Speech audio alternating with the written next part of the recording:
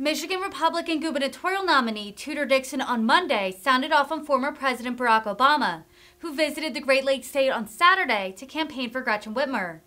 Dixon condemned the former president's claims about crime and education. With Whitmer holding a lead of just a few points, the popular former president showed up this weekend to urge Democrats to go to the polls. Painting Dixon and other Republican politicians as extremist, Obama urged voters to preserve democracy by re-electing Whitmer. Dixon has held fast in her campaign to condemning Whitmer and President Biden for their economic, COVID-19, and cultural policies. But even if we look past this rules for thee but not for me, and we go back to that comment of books being more dangerous than guns, is she mocking us? Because that seems like she doesn't think there's a reason to be concerned about pornographic books in our schools. Right. And people say, what do you mean there's pornographic books? I posted something on Facebook and Shane Hernandez, our lieutenant governor, was like, I was blushing reading it. He said, I couldn't believe it. A couple days ago, Jamie McElvaney from Let Them Play posted something on Facebook that's in our schools, and she got suspended. That's how bad this is. But notice Gretchen Whitmer wouldn't comment on it. Wouldn't comment on it except for the fact that she mocked me, which ultimately meant she was mocking all of you that are concerned. That's how she feels about it. So we know for sure that, like Matt DePerno said, when they're joking about this baloney, having drag queens in school, we saw that in another state recently. These things aren't jokes. They're pushing the limits, and we are going to stop the pushing.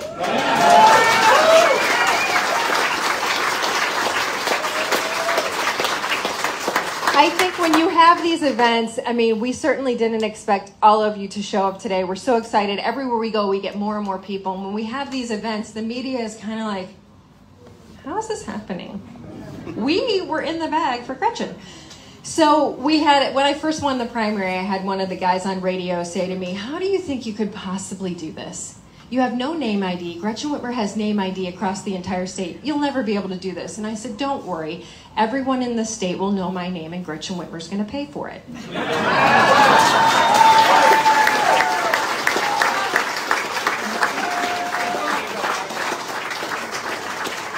now it's so funny because everywhere we go, I mean, people know me everywhere we go. So we walk into a coffee shop or the gas station or the grocery store, and people are like, I'm voting for you.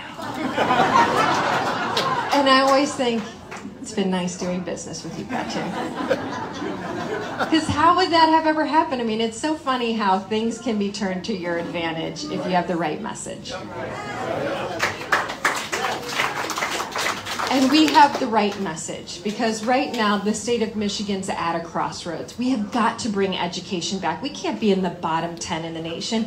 And for all of these people who say to me, oh, yeah, how could you possibly think about giving parents the ability to have a decision? Look at states that do that. They're in the top 10. We're in the bottom 10. Where do you want to be? Top 10. That's right. So we changed that. How dare Barack Obama stand in the city of Detroit and mock crime? Stand in the city of Detroit and say Donald Trump is the reason we have a crime problem when he's in the second most violent city in America. They're saying to people in Michigan, just look away and vote Democrat. But they've been saying that for years. That's what they want. Do you know Garland Gilchrist walked into that rally and he said, very loudly, this is about political power. And political power comes from the city of Detroit. This is not about power, but man, that tells us a lot, doesn't it? This is about service. Good and evil. If these people understood service, we would not be in the situation we are in today in the state of Michigan.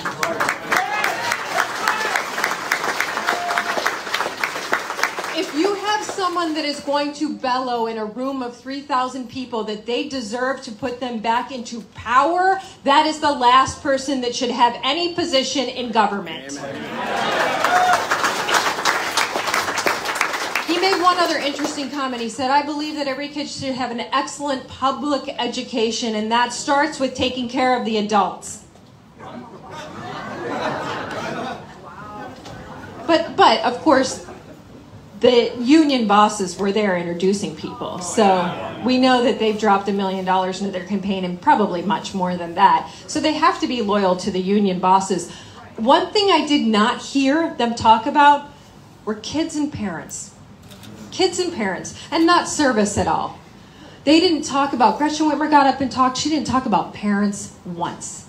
To me, the two biggest issues in this state are the fact that it costs too much to live here right now and parents are mad.